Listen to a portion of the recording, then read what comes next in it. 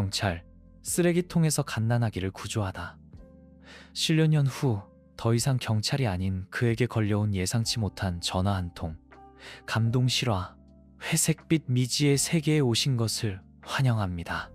미국 경찰 빌리 하이윌은 어느 날 쓰레기통에서 갓 태어난 아기를 발견합니다. 이 사건은 두 사람의 운명을 바꿔놓죠. 오리건 주에서 나고 자란 빌리는 선량하고 의지가 굳은 사람이었습니다. 호기심 많고 활발했던 빌리의 청소년기는 대도시 포틀랜드에서 보냈지만 공원과 숲을 누비며 끊임없이 미지의 세계를 탐험했습니다. 모험을 사랑한 그는 숲을 헤치고 강과 폭포를 찾아다녔지만 곰을 만나는 건 꽤나 두려워했죠. 고등학교를 졸업한 후 부모님은 빌리에게 진로를 정하라고 했습니다. 빌리는 거의 망설임 없이 경찰이 되기로 결심했죠. 총에 큰 관심이 있었던 것도 범죄자와 총격전을 벌이는 상상을 했던 것도 아니었습니다.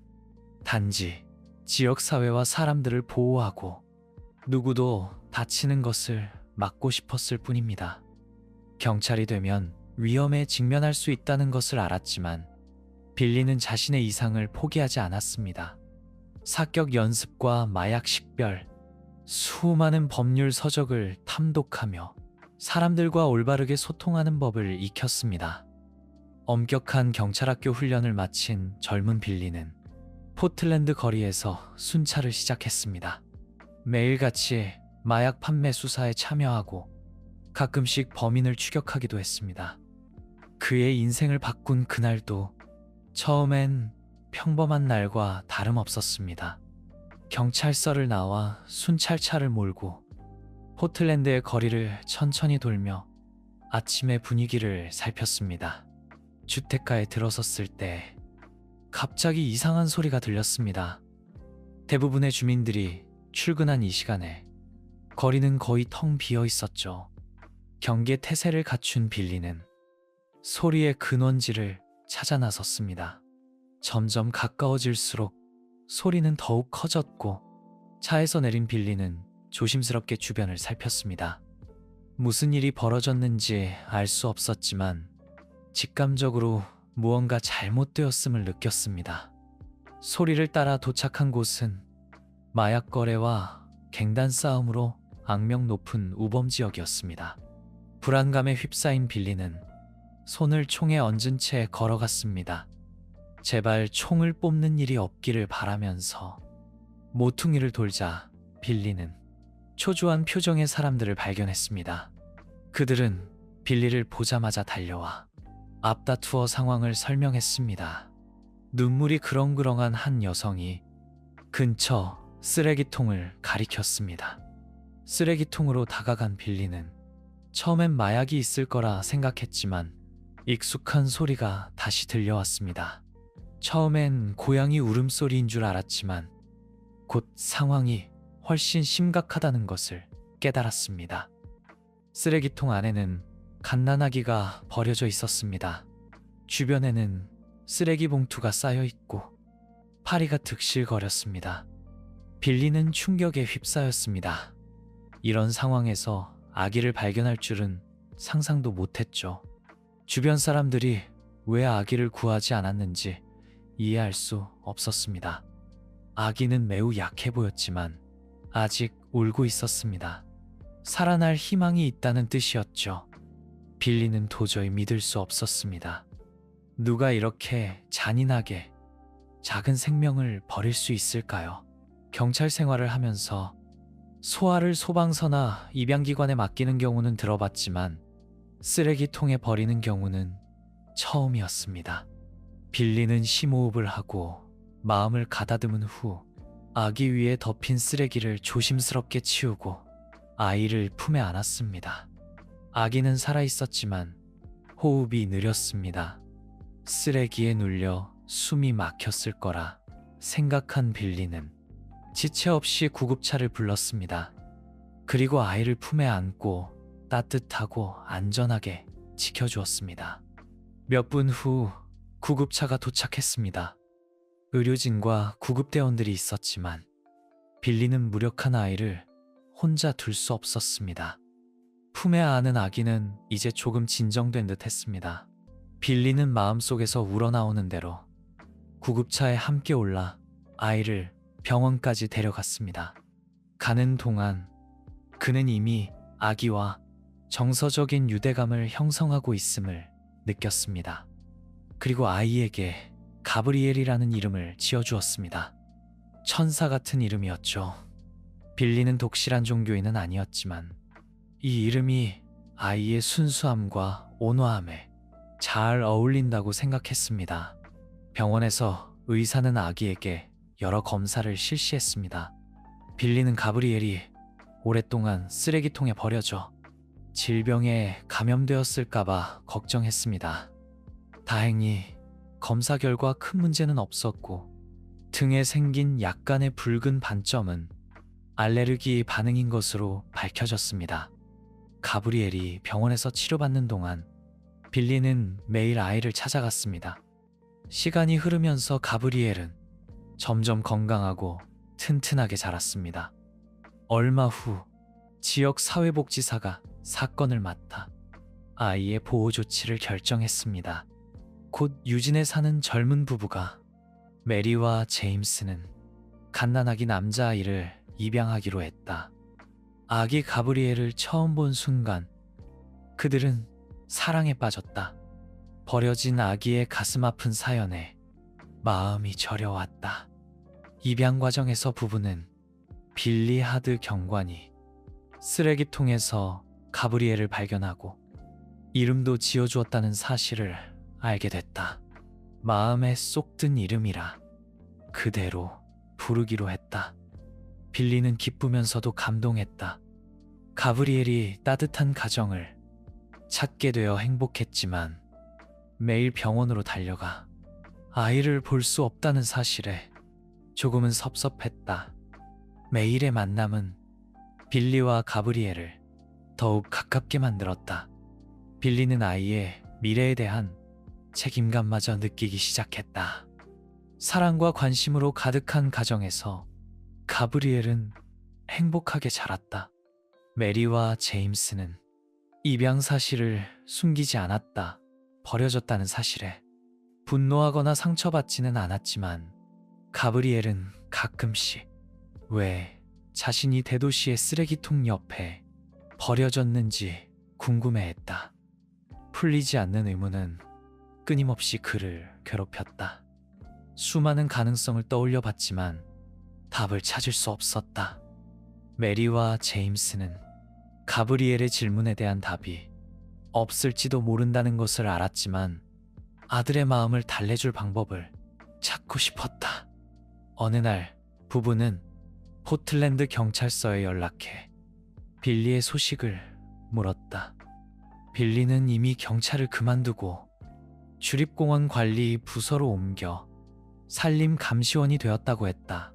가브리엘과의 만남 이후 자신의 삶에 더 맞는 일을 찾고 싶었던 것이다.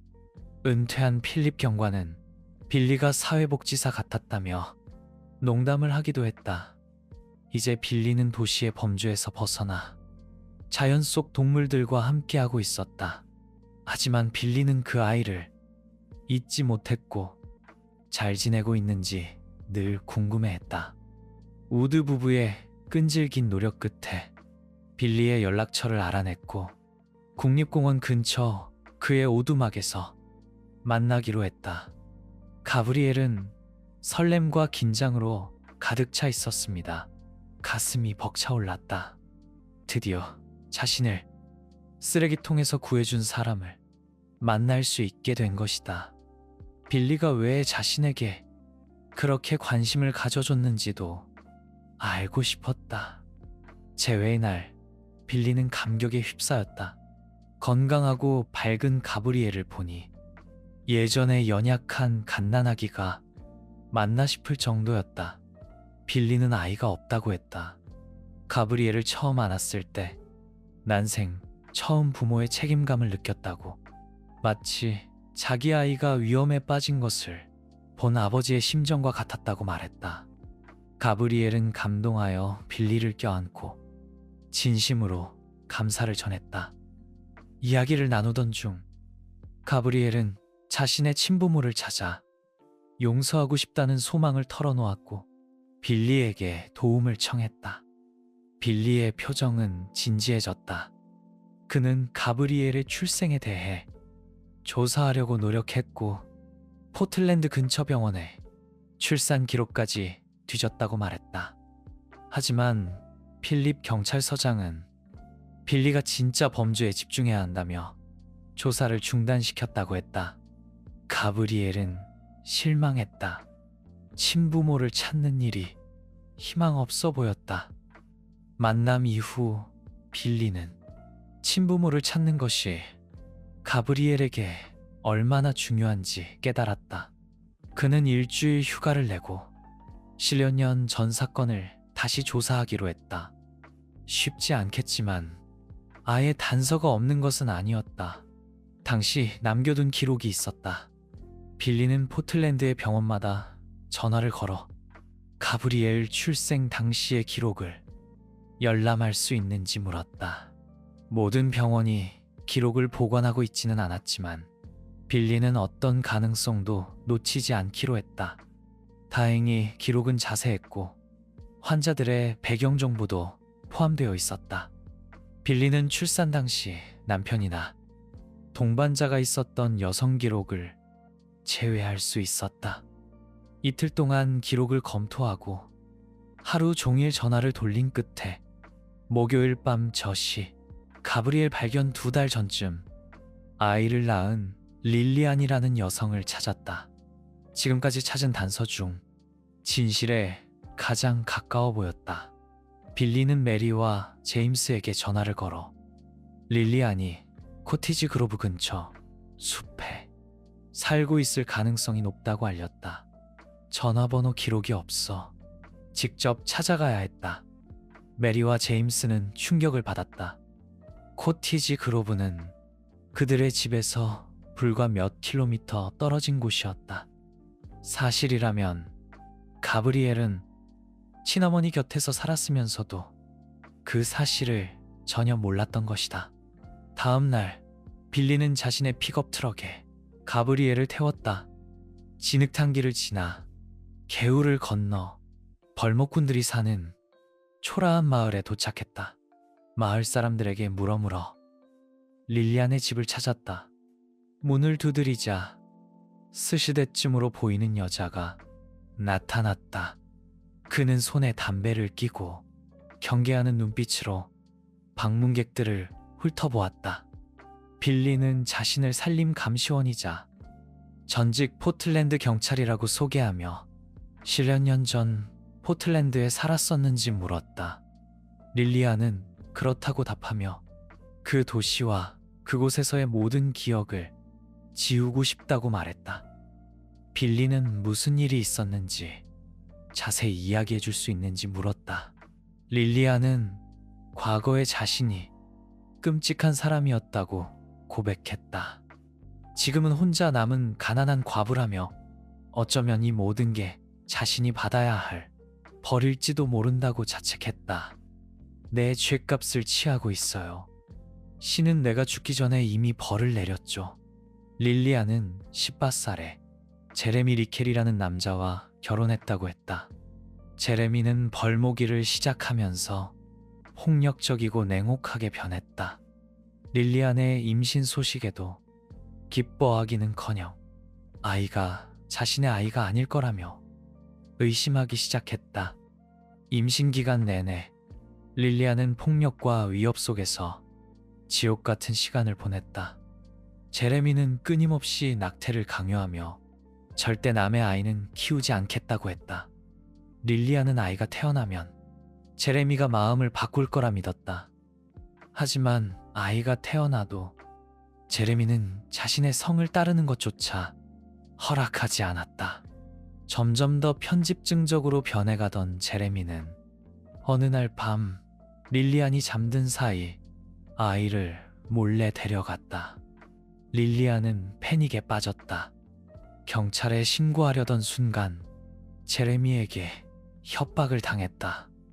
이제 와서 걱정해봤자 소용없다며 이미 아이를 죽였다고 말했다. 제레미는 릴리안에게 도시를 떠나라고 명령했다. 2년 후 제레미는 벌목장 사고로 죽었고 릴리안은 비로소 그에게서 벗어날 수 있었다. 릴리안은 빌리에게 아들을 지키지 못한 자신을 절대 용서할 수 없다고 말했다. 그는 우울증에 시달리며 아들이 살아있었다면 어떤 모습일지 상상하며 살았다. 릴리안은 울먹이며 말했다. 내 삶은 저주받았어요, 경관님. 난 무고한 아이를 해치는 걸 방관했어요. 날 체포하러 온 건가요? 릴리안뿐 아니라 가브리엘도 눈물을 흘리고 있었다. 빌리는 릴리안의 어깨를 잡고 진정시키며 말했다. 릴리안, 진정하세요. 잘 들으세요. 아무도 당신을 체포하지 않아요. 10년 전 내가 당신의 아이를 찾았어요. 그 아이가 바로 여기. 당신을 만나러 왔습니다. 릴리안은 고개를 들어 가브리엘을 바라봤다. 그녀의 눈에는 충격과 혼란이 가득했다. 마침내 모자는 서로를 꽉 껴안았다. 가브리엘이 갓난아기였을 때 이후 처음이었다. 엄마, 저 살아있어요. 저 살아남았어요. 가브리엘이 속삭였다. 그날 빌리 하드는 말로 표현할 수 없는 만족감을 느꼈다. 길고 힘겨웠던 여정이 드디어 행복한 결말을 맞이했다. 가브리엘은 친어머니를 찾았을 뿐 아니라 자신의 출생의 비밀도 풀었다. 쓰레기 더미에서 발견된 아이는 이제 2명의 어머니와 1명의 아버지, 그리고 자신을 위해 모든 것을 희생할 친구를 얻었다. 시청해주셔서 감사합니다. 미지의 세계를 탐험하는 그레이의 언노운 월드 채널을 구독하세요.